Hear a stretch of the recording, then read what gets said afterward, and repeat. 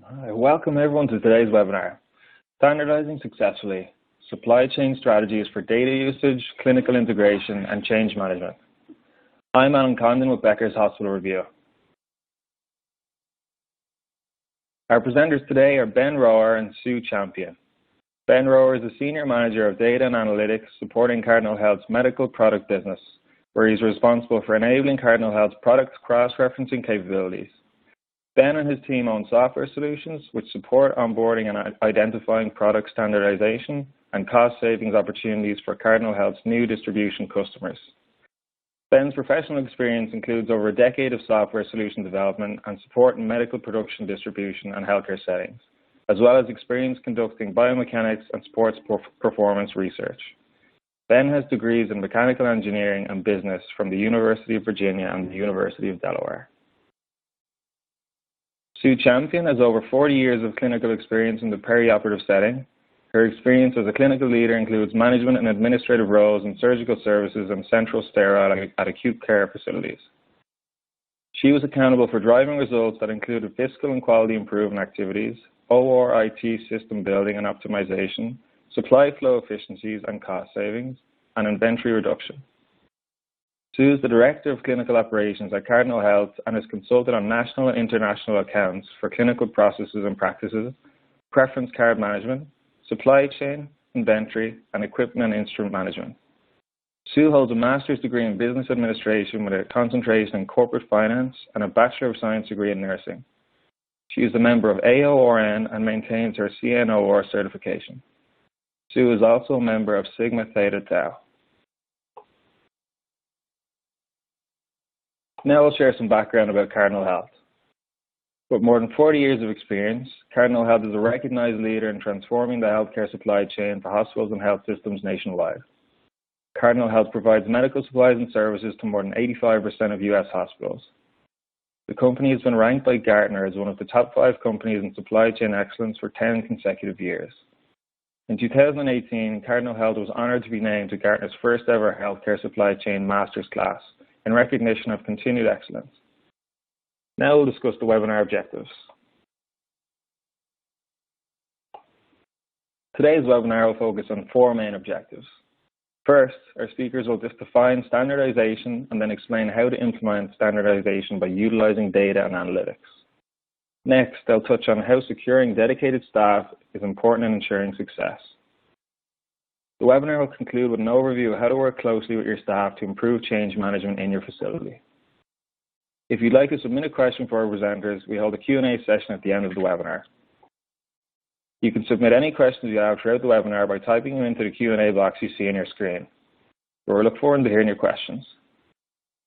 We will also have a series of audience polling questions during today's webinar.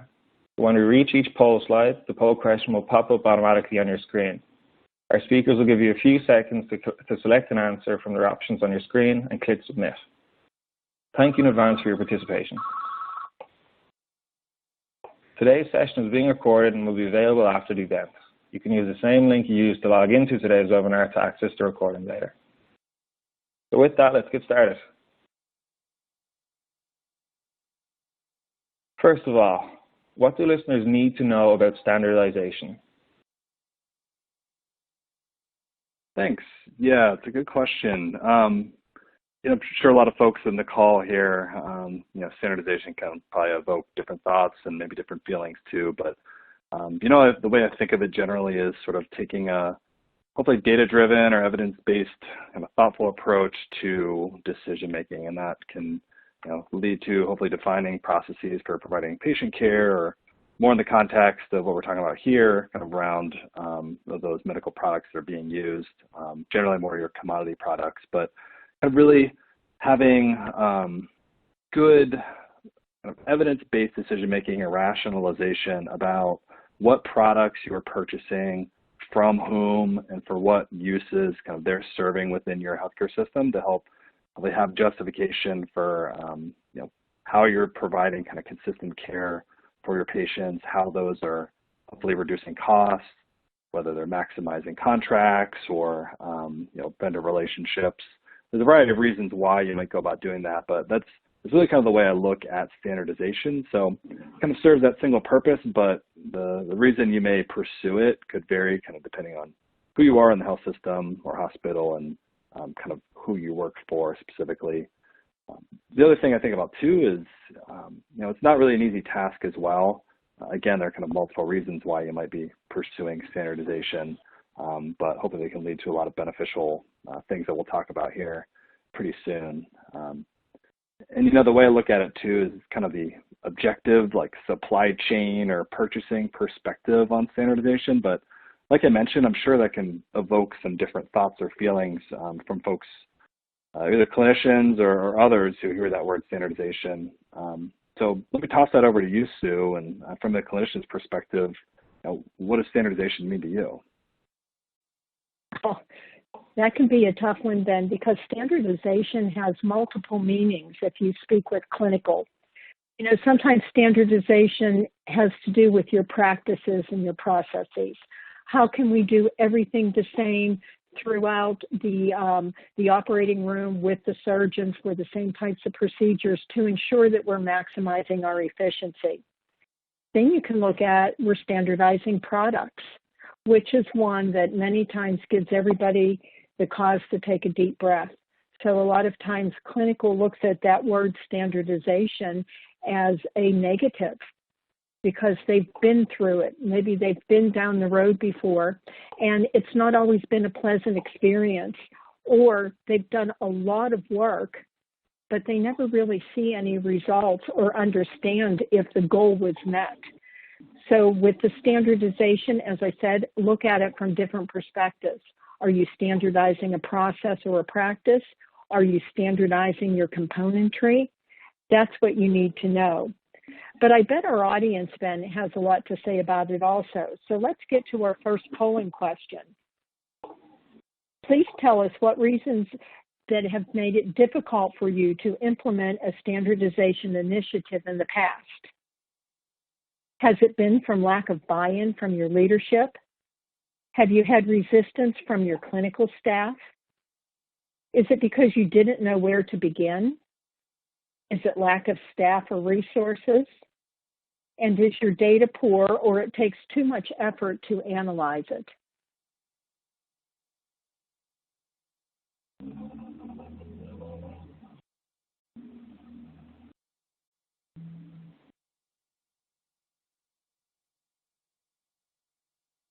Okay, and I'm seeing the answers. Does this surprise you, Ben? No, I'm looking at that too. I think that resistance from clinical staff appears to be kind of the most common answer here. I'm not a clinician myself, but I think in my experience with talking to different health systems about standardization, that kind of to your points, like that is a challenge. I speak kind of more from the data side, which is maybe even the easier part, but I think this maybe doesn't surprise me too much. What do you think? I know the resistance from clinical staff, and it's not that they don't want to do what's right for the facility or to have an impact on the financial perspective of the institution, but many times from the clinical staff is that they can view standardization efforts as a change just because you want to change and not because there's a real reason behind it. And there's many reasons that attitude is perceived and persists in the clinical setting. And I think we'll get to that in our other slides. So we need to think about it that it's not that they're resistant to the change. They like to be involved and understand what's happening. Yeah, I think you make a good point too. And it's important probably from the start too to understand what are those goals? What are driving you to take action here to start these standardization efforts? Because it's going to be important to defining your problem, but then also you can't really boil the ocean if you're trying to minimize the SKUs you're purchasing, cut costs, and maximize manufacturer relationships and provide better patient care. So getting that focus early on can hopefully lead to better standardization results, but hopefully communicating that to the clinical staff can be easier as well too, because there's a pretty good defined approach that's been taken. Oh, I couldn't agree more with that, Ben.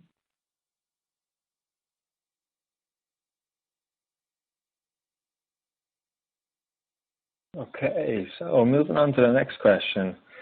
What impact does standardization have in times of supply chain disruption, such as the current COVID-19 pandemic? Yeah, very relevant question here. I think we're in a very, I'd say, unprecedented time in our lifetime, where hopefully this is a short period. We're experiencing some kind of unique supply shortages or disruptions that have likely forced a lot of folks to make alternative decisions about what products they're going to be able to use or source.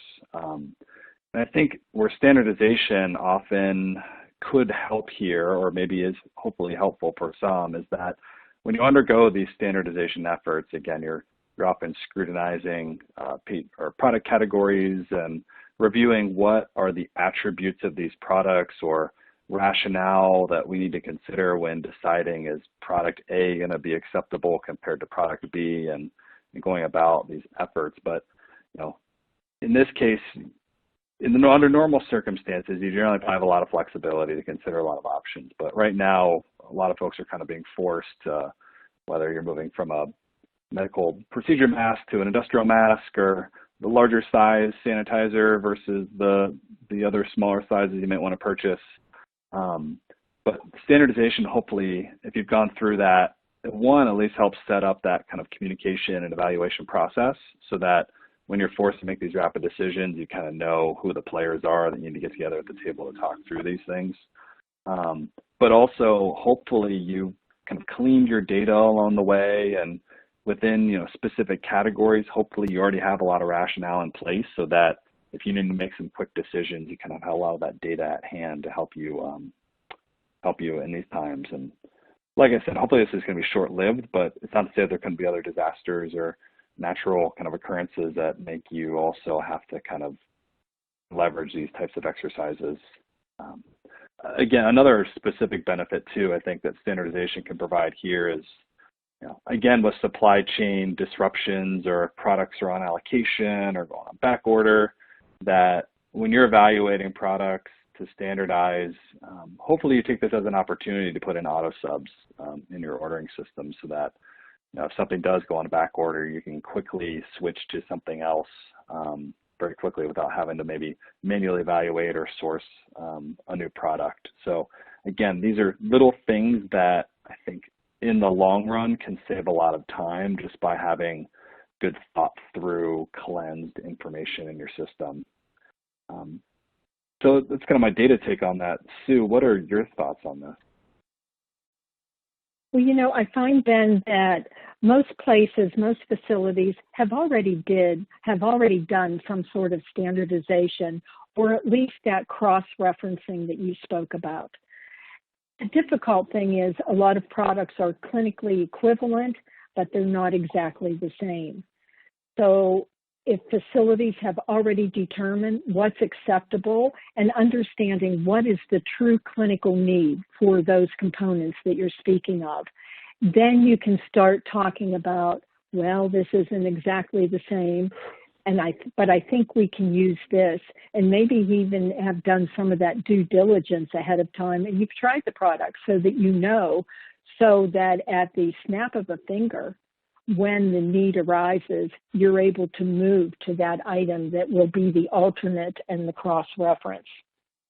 Another thing that I have seen facilities do, and has become very relevant during COVID-19, is that not only do you understand what your cross-references are and that you have done some standardization, but think about categorizing your inventory.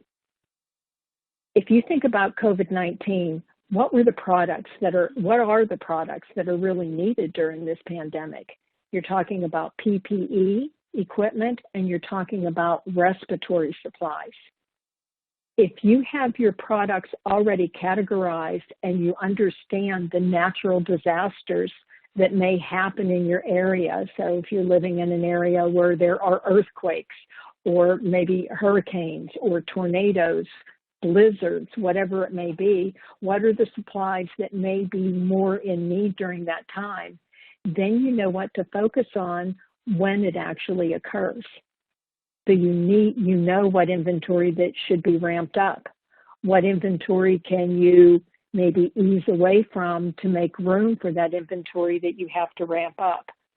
That's where that preparation and due diligence work really has an impact, so that when you need to pivot on a dime, like we did for COVID-19, you're ready to do that, and your supply chain is able to support the demand for your clinical staff and your patients.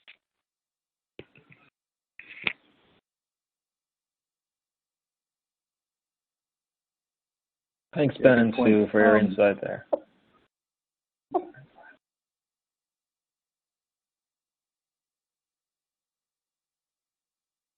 Sorry, Ben, did you have a final point there? Sure. Yeah. Let me. I'll chime in with one additional thing too. I think once the pandemic's over and we kind of return to a normal or a new normal, another good thing to keep in mind too is maybe you're undergoing standardization, or you had been prior to kind of refocus your efforts and how you're being impacted by the supply chain disruptions. But when you do get back to your standardization projects, if you're starting a new one, hopefully it goes without saying that be mindful if you're looking back at data. If you're standardizing, you're probably maybe looking at the last 3 months or maybe 6 months of your usage, but you want to kind of earmark this period perhaps to see like what kind of disruptions does that cause for us if we need to consider something like this again in the future. But if you're really evaluating what you're doing day to day in order to make some long-term decisions, you may want to look probably prior to February of this year for some kind of normal looking behavior within your system if you're trying to make decisions that will kind of last for quite a while. Because if you make decisions based on what you were purchasing during this pandemic period, hopefully you might be spending more time down a rabbit hole. It's not really going to lead you to a place that's going to be kind of best for your normal day to day.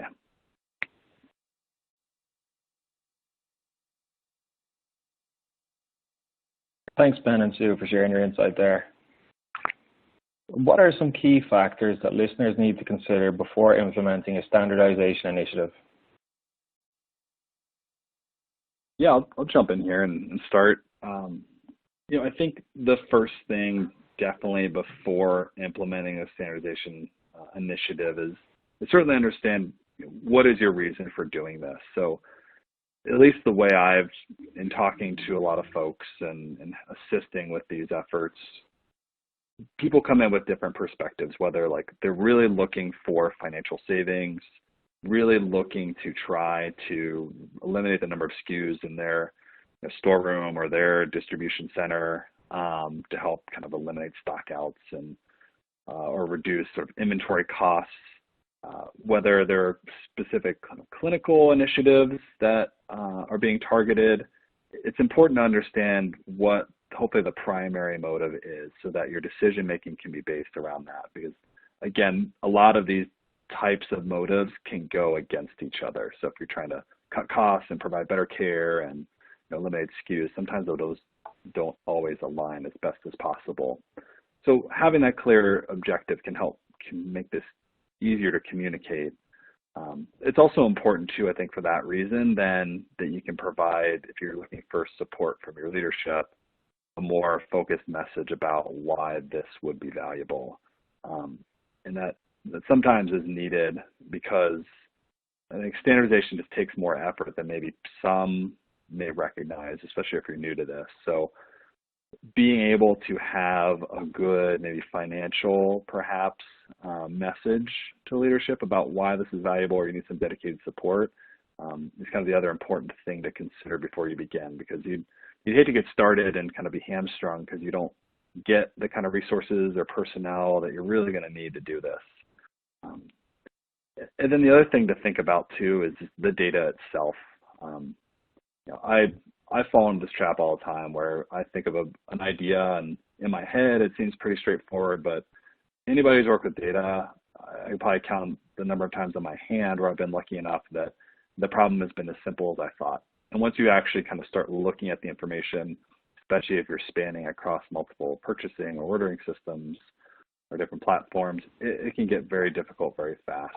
So always expect it's going to take a bit more time than you may initially kind of think. So having dedicated people understanding where that data is going to help kind of make you successful from the start. I think those are some key things probably to keep in mind from the beginning before you really start venturing down this road, so you can kind of get all the right people together. Those are the kind of things that come to my mind initially. Sue, what do you have to add to this? I'm sure I probably missed some things here. Well, Ben, from my perspective, the one big thing that we have to ensure when you're doing a project like this, or when you're starting to think about a project, is how will this impact clinical performance? You cannot discount that, and sometimes it's one of those a bit more difficult to define on paper, but you need to take that into consideration. What you're looking at, bump it up against the financial perspective that you have already talked about, and think about it from the clinical performance. Is it really worth the pain of change? And everybody in a facility within management understands that when I say it. So I'm sure I'm hearing and seeing people shaking their heads if they're clinical out there or have been involved in an initiative before. Because sometimes it looks great on paper and the numbers look okay, but when you take into factor how it impacts the end users and then how that in turn impacts the patient care and the quality of that care, is it worth going down that road? And then you need to look at also, how do standards of practice differ across facilities? So if this is an initiative for an IDN with multiple facilities, and you want to ensure that you are standardizing across all of your facilities, how do they differ first? Once again, going towards an initiative and thinking about it may make sense on paper, but you have to start looking at it. What will be the impact to each of those facilities? Now, sometimes you find out, well, it won't be all or none. You do have to carve out some areas. Some of the facilities won't be part of the initiative because their buildings or how they're set up, the logistics, their supply chain flow, it just doesn't make sense. But those are all those things that need to be considered. So when you start talking about an initiative, the first thing I will say as the clinician is bring us to the table. Have us sit there with your finance people, with the supply chain people, with the materials management folks, anybody that's involved in it, bring everybody to the table and let everybody have a voice as they're talking about it. This is when you have your best work. And know that that may take time, and getting people together, there will be a lot of back and forth. You may change direction, but all of that prep work, insurmountable in how well that will support your initiative, because we all know preparation is 80% of the work. It's not doing the actual project, it's getting ready for it, because if you have all of those lined up, you will be much more successful. Just like when you're baking a cake or doing something in the kitchen, Ben, you want to make sure that you have everything. The last thing you want to do is say, oh my gosh, I need vanilla, but I forgot to buy it and put it on my shelf. It is that same concept when you're looking at a project within your facilities. So then, Ben, what do I do with the parameter? How do I determine parameters and what I want to measure once we have all of that data available? Yeah, that's a good question too. I think the big factors I've seen and ways that I've often helped people again is looking at again going back to the goals. Are we looking at cost here of product or total product spend and where we can find savings? We're looking at eliminating SKUs. We're looking at GPO contracts. Ultimately, what's the end goal here? What's going to help dictate success for us? So what are we trying to measure? And getting the data together to say, here's where we are today, here's sort of our baseline, so that we know we're going to measure this again to help define if we've met our goal. It's going to be the important thing. And those are some of them that I commonly see coming up. The other as well is kind of the compliance towards whether it's a formulary. And this goes on to kind of thinking about how you audit or surveil these changes too. So how well are we adhering to the standardization decisions that we made? So are people straying from this or not? And those are some of those sort of success variables you can think about, and especially from the start. How are we going to monitor this to know that we're doing the right thing and that our efforts have been successful? Thank you both for sharing your insight there. Once you've built the groundwork for standardization by determining goals and getting staff involved, what is the first step to execute on those goals?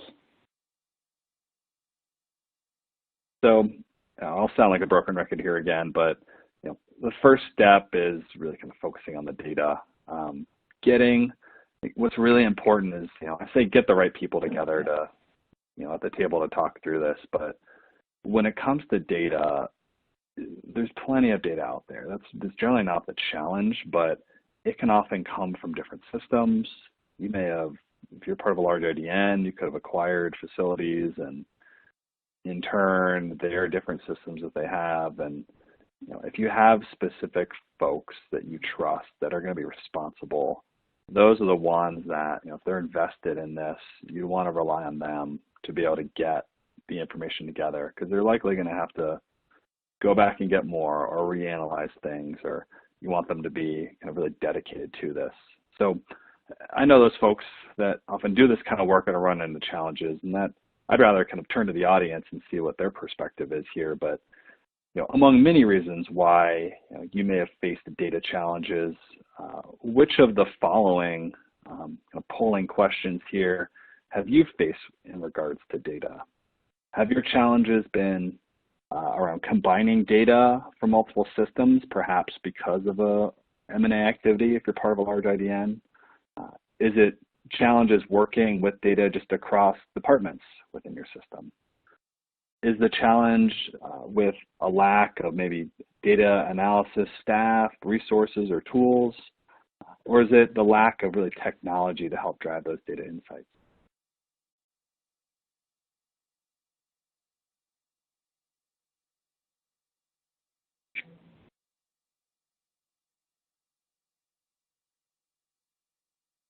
I'll look at those answers, Ben. Do you see any surprises? Let's see. I think working data across department systems, that I feel like is the case in healthcare or in other places. Like, just combining information oftentimes is such a big challenge. It does take dedicated people to do that, and maybe that's the second most common answer here too, but it really boils down to that. You can think there are tons of new tools and software, and we have a new EMR that's going to solve all of our problems and combine all the information into one. But the reality is that you're more often than not taking data from a spreadsheet and a database over here and a report that some person created months ago who's no longer with us that we still leverage, and try to put that together to sort of piece the story together. Sort of doesn't surprise me. Me either. Ben, at one point, a very wise person once told me that you can't manage what you can't measure. And when I first heard that, I wasn't quite sure what was meant by that. But having worked in the industry for a while and seeing what I did and thinking about what I did personally when I was working in the acute facility, that is so spot on. Because if you don't understand where you are, how do you know where you want to go? And if you have figured out where you want to go, but you don't have any way to really prove that you've gone there, then what good are all those efforts and everything that you're doing? So you have to be able to measure it. So that means that you have to look at, you have to be specific about what you're looking to impact and measure. Understand the data, and I get it, it comes from many disparate systems. And if you're working with an IDN and it has 5 facilities in that IDN, each facility could have different data management software that they're using. And how do you merge that? Sometimes it's so daunting that it just makes me take a deep breath and step back.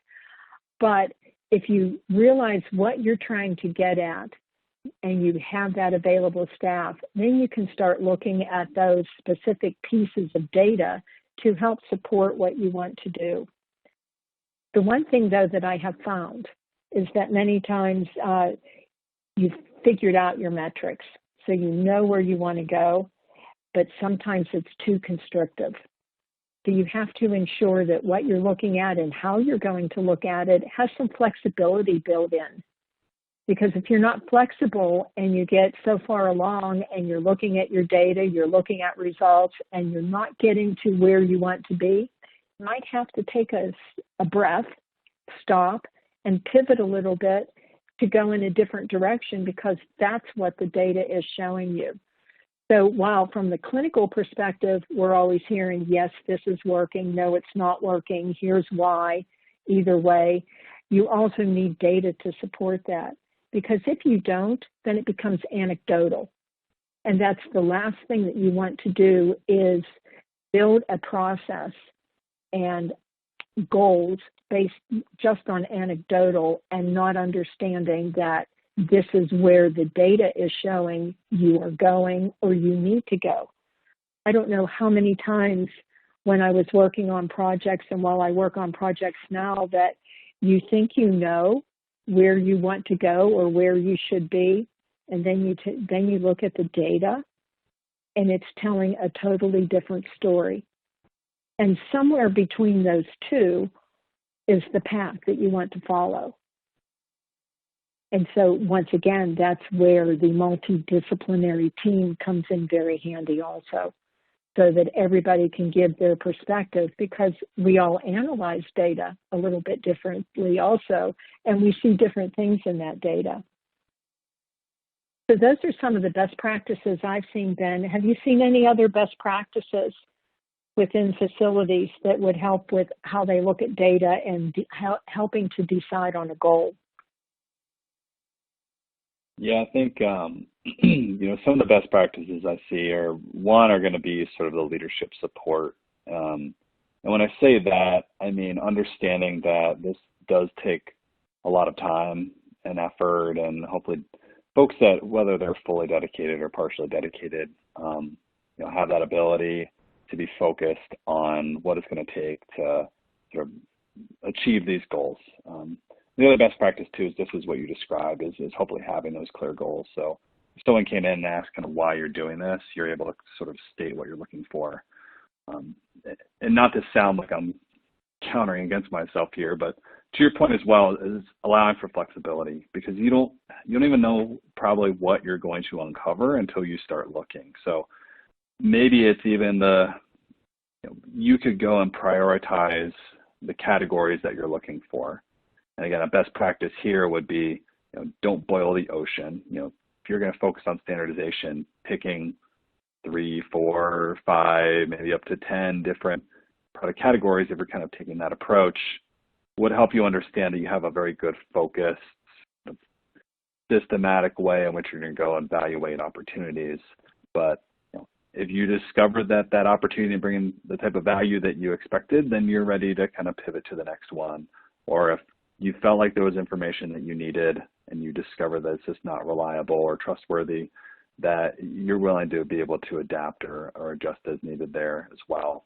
The other thing to keep in mind here as well, perspective-wise, is I think everybody can benefit from standardization, whether you're a large facility or even maybe a small surgery center. And how you go about getting that data, how you access it, it's going to be pretty different depending if you have an actual purchasing or materials management system, or if you're just tracking your stuff on pen and paper or Excel. But fundamentally, the best practice too is just organization. If you're one of those data people, is that never are you going to be asked to do something one time where you can kind of scrap it together and provide your findings. Like, you always have to go back and sort of replicate it or repeat it. So it's hard to really define what that best practice looks like, but if you're setting yourself up in a way that you can go and sort of answer these questions repeatedly, it's going to only help you to be more successful in these standardization projects. So that, and then again, just reiterating the fact of just having kind of clear goals so that everybody understands what they're working towards. So when they go off and they're starting to do their work and you get distracted on the 1,200 other things you have to do during the day, that everybody remains focused.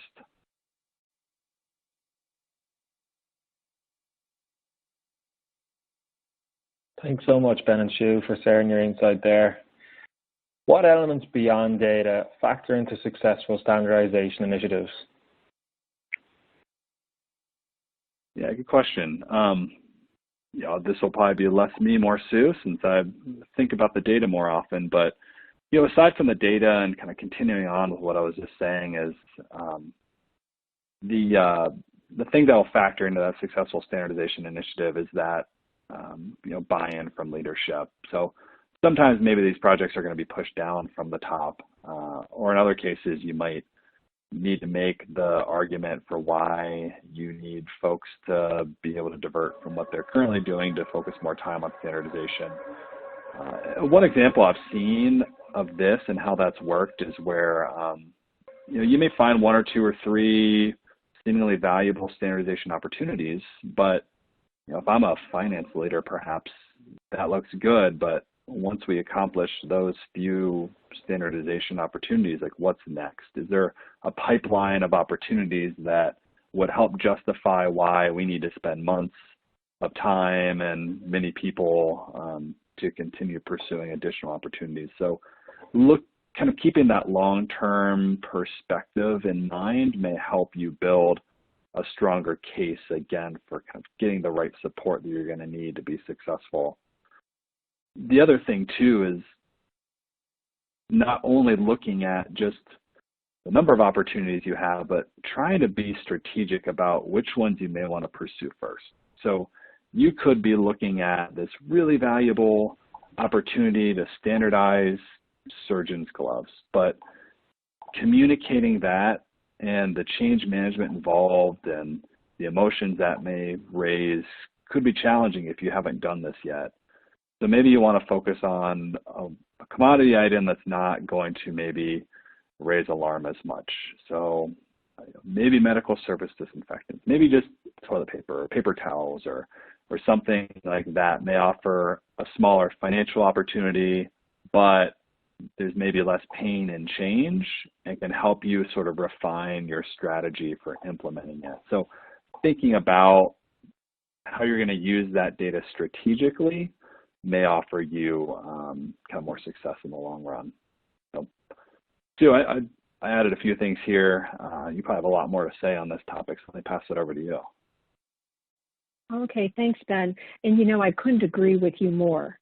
Number one, when you talked about buy-in from leadership, you absolutely have to have that and the support so that everybody is getting the same message, from leadership to the end users, and back up so that you have a way of communication from the front lines back to leadership and vice versa. The other thing you talked about is change management, and that is a key factor because you have to be able to process the change management, support the change management, and then also manage the change management, or you will not have an initiative that becomes a permanent part of your new processes moving forward. But there's still a lot of frustration in that at times. And last year in 2019, Cardinal Health fielded a survey to healthcare professionals. So Ben, you can tell me if you find any of these facts out of line with what you've seen, or if you're surprised at these. But it said that 67% of the healthcare professionals that were surveyed said that they had seen clinician frustration due to supply chain issues. And I will tell you personally, I don't know how many times when I was working in a facility, I would just have to take a step back and say, I am not a materials manager, I'm a clinician, but I need to deal with this materials management issue so that I can be a clinician. That shouldn't have to happen. Another statistic, 54% said that their organization struggles with lack of product standardization. 54%. That to me is just crazy, and we understand why there's frustration then if 54% say that they really lack good product standardization. We also found that on average, frontline clinicians said they're spending 5 hours a week on supply chain tasks, but they prefer to cut that down to 2. So that totally supports what I said and how I felt, saying, I'm not a materials manager, but I have to act like one. And sometimes I think even 2 hours might be 2 hours too long if you can get that out of the equation for the clinicians. But we've talked a lot about change management and how it would work and things that happen during processes when you're doing initiatives. Let's ask the audience, Ben. So here's our first poll question, and I will give all of you out there a heads up that we're going to have 2 questions in a row, so be prepared. So our first question is change management an obstacle when trying to implement standardization opportunities within your facility? That's a simple yes or no answer.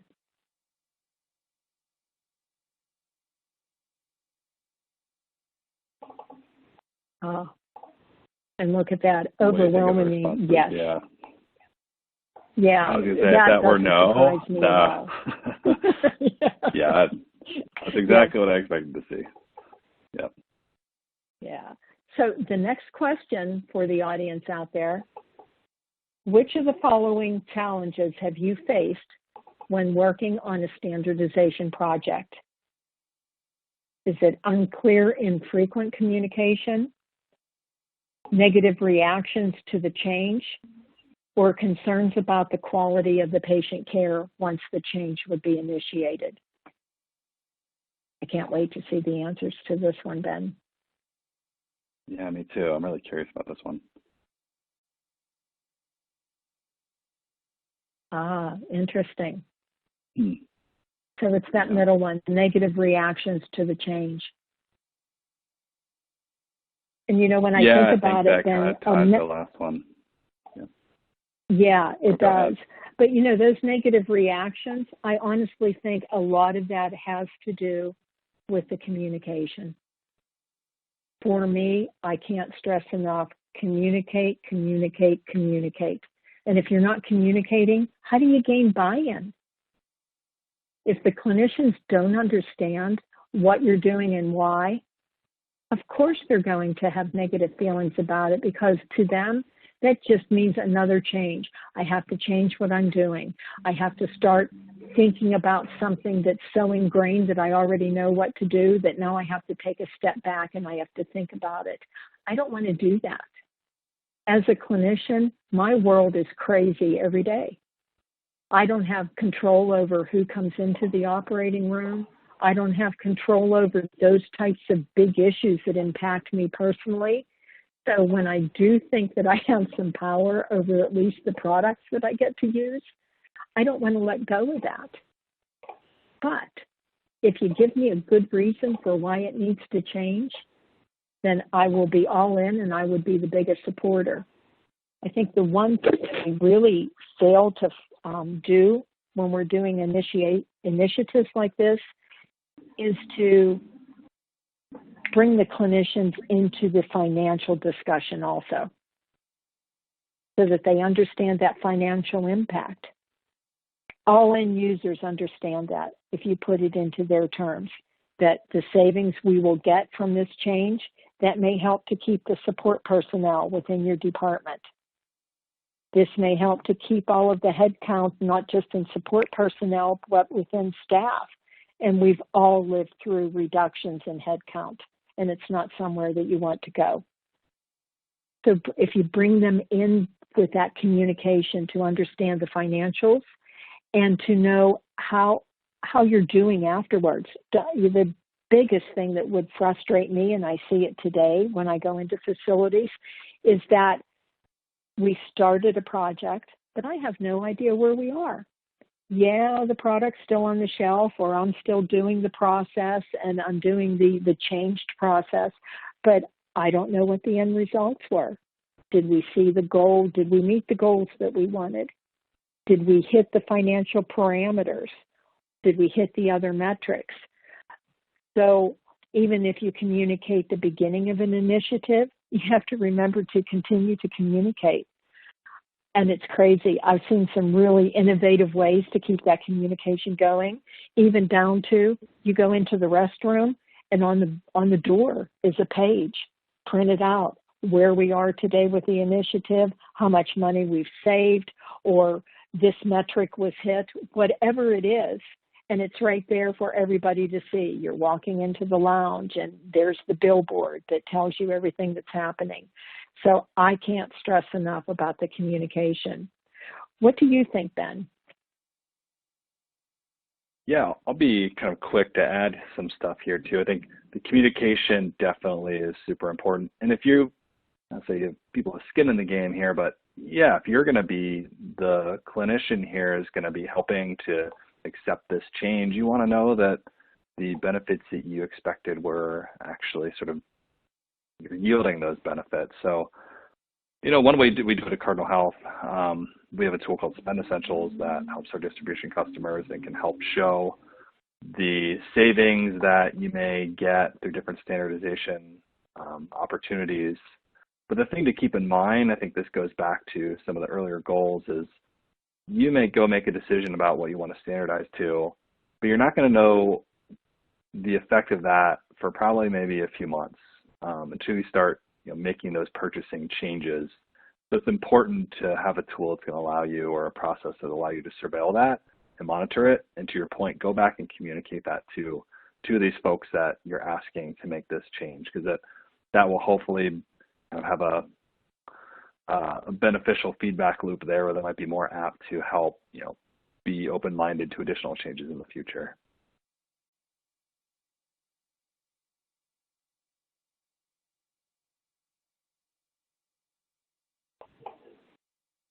Thank you so much, Ben and Sue, for sharing your thoughts there. What can listeners take away from this webinar to implement standardization initiatives in their facilities now?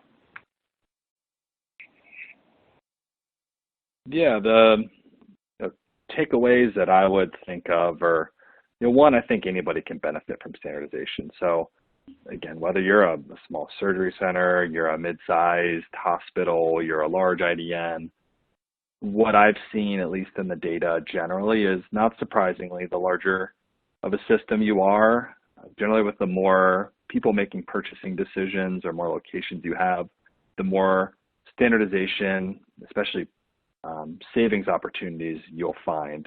But aside from those, having that process in place to be able to vet these opportunities is going to help you,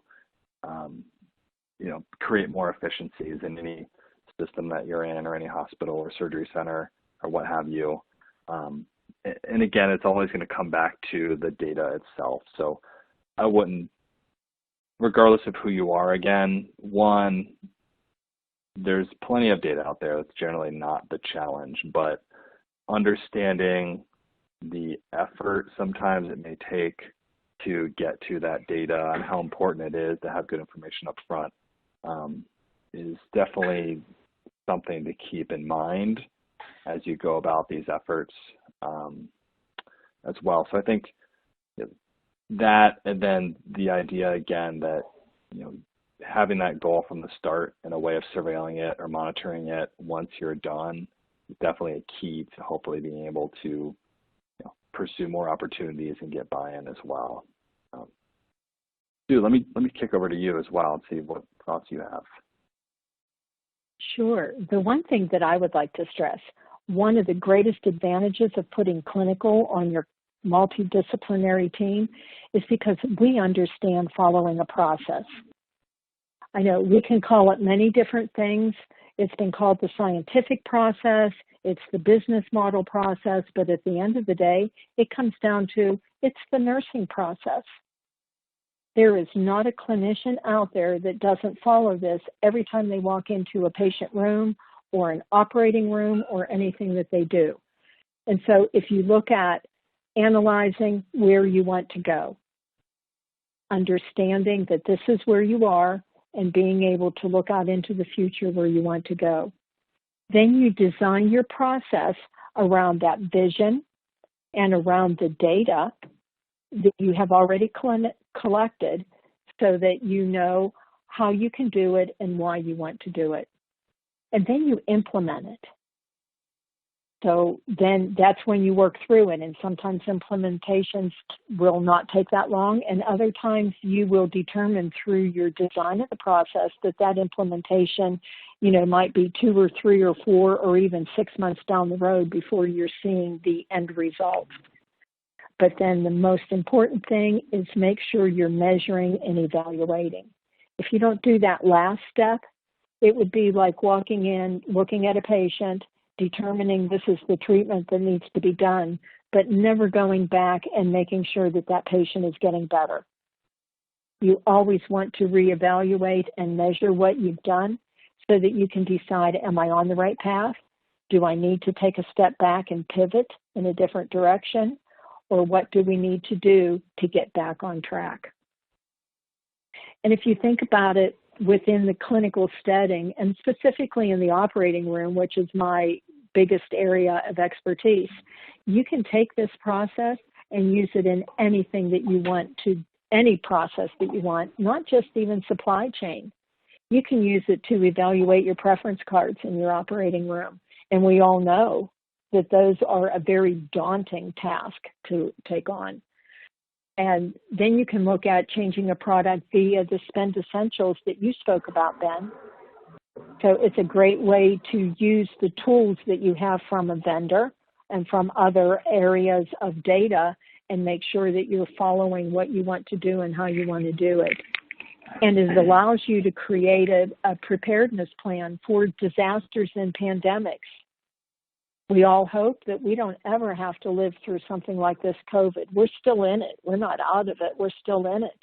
And we hope that once we get through this and we see the light at the end of the tunnel, that we never have to revisit. But just in case, boy, do we want to be ready. And this process, if you use that for everything that you determine, it really does work. And there's not a clinician out there that isn't shaking their head yes right now. And I bet everybody else that works with clinicians. But please know that if you don't know where to start, put together that quality improvement team dedicated to the task, gather your data, and then get to work and have some fun with it. Thank you, Ben and Sue, for that excellent presentation, and thank you everyone for your attention today. Please take a moment to complete the survey we've given each of you. Your feedback is vital in helping us continually improve the value you receive from discussions such as this one. We'll be happy now to begin today's question and answer session. Please submit any questions you have by typing them into the Q&A box you see in your dashboard. We'll try and get through as many questions as we have time for.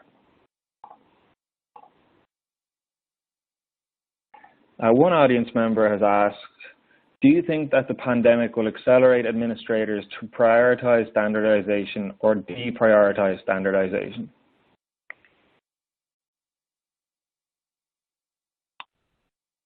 Ben, I'll let you answer that one first, and then maybe I'll chime in. Yeah, I was going to jump in on this. This is obviously just clearly my opinion or, my thoughts around this. I would hope to think that, unfortunately, folks that maybe were more impacted by the pandemic or had to maybe quickly realize they didn't have a good process in place to sort of either vet some of these decisions where they're forced to maybe move from one product or to another, or just even simply saying, we need PPE, where are our PPE items? Let's look those up. And you don't have the data clean enough to answer that question quickly, might recognize the value that standardization, going through those exercises could help address some of the underlying problems that led to this sort of rushed decision-making and a recognition that we didn't have things in place. What I would hope some might use that as an opportunity to say, I never want to go through this again. So yes, I see how standardization can help me here, or putting the right people together as part of a standardization exercise here to address some of these problems. But the other thing I can see happening is once we get back to normal again, there's plenty to do day to day, I'm sure, even without a pandemic, that this could kind of sit by the wayside for months or years or maybe not get addressed. So I'm not really by giving you one direct answer here, but I could see there being sort of binary response to what this pandemic is causing people to do. So maybe the ones who are on the cusp of starting the project might look at this and say like, yes, okay, this is time. We're going to get rolling on it, or vice versa. So, Sue, maybe you have a more definitive stance. Not definitive. Just one more added comment is that I believe that any process that needed to be put into place quickly because of the pandemic, when you're looking at standardization or trying to just acquire these supplies that you needed, that this will allow people to understand, do I have a good foundation in my process? So go back to what we talked about just with that last question about using the nursing process. If you have that foundation cemented, it makes it easier for you then, even if it is in a crisis mode, to work through the issues that you have. Now, obviously, that doesn't take care of knowing I need to substitute product A with product B, but the process of how you determine how to switch from product A to product B. If you have that in place, it is very helpful, and I think a lot of people will recognize that they just need a more substantial or a more solid foundation to start from so that they're ready to pivot when needed. Thanks, Ben and Sue, for addressing that audience member's question. Another audience member has asked, are clinical staff generally open and receptive to process reviews to confirm best practice and society methods? Oh, this sounds like since it's a clinical question, I'll start this one. But Ben, I bet you have some thoughts on this in having worked with customers. If it's approached and communicated the correct way, then yes, I think clinicians are open to it. But many times, once again, if they don't understand why the ask is coming or where the ask is coming from, then as clinicians tend to be naturally paranoid about things. Why are you doing this? They want to know the whys. Clinicians are very left brain oriented people for the most part, and we just need to understand the whys. And then, as I said, we would be the greatest supporters. So while on the surface it may seem that they're very hesitant to look at the processes and be open to it, if they have the communication and they're brought into it and understanding the reasons, then you would not find greater supporters. I hope that answers the question.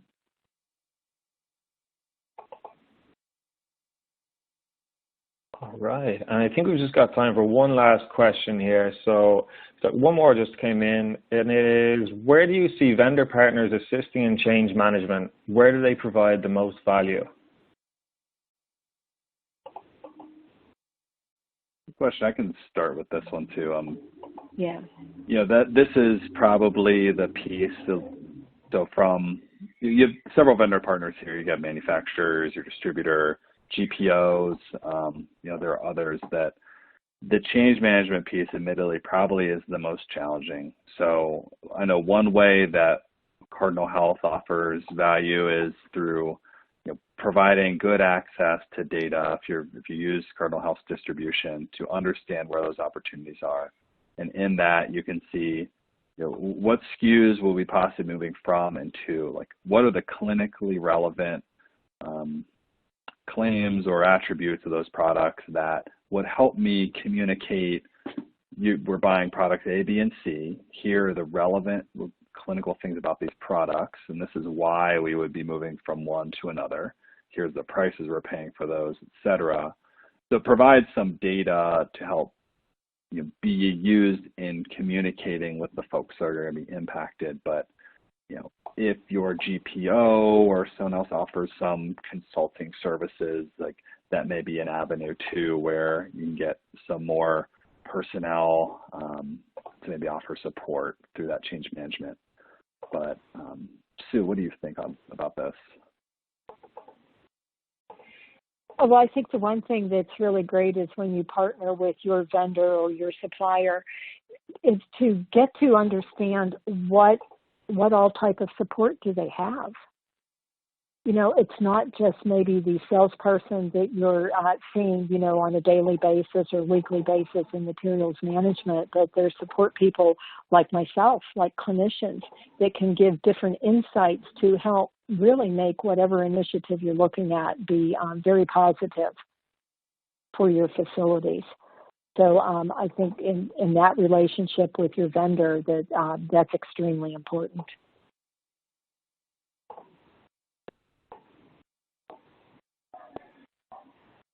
All right. Thank you so much, Ben and Sue, for sharing your insight there. And just to confirm, a recap of this presentation will be forwarded to your emails as well as available on the Becker's YouTube in the coming weeks. So that's all we have time for today. I want to thank Ben Rower and Sue Champion for their excellent presentation and Cardinal Health for sponsoring today's webinar. Please enjoy the rest of your day, and we look forward to having you join us for future webinars.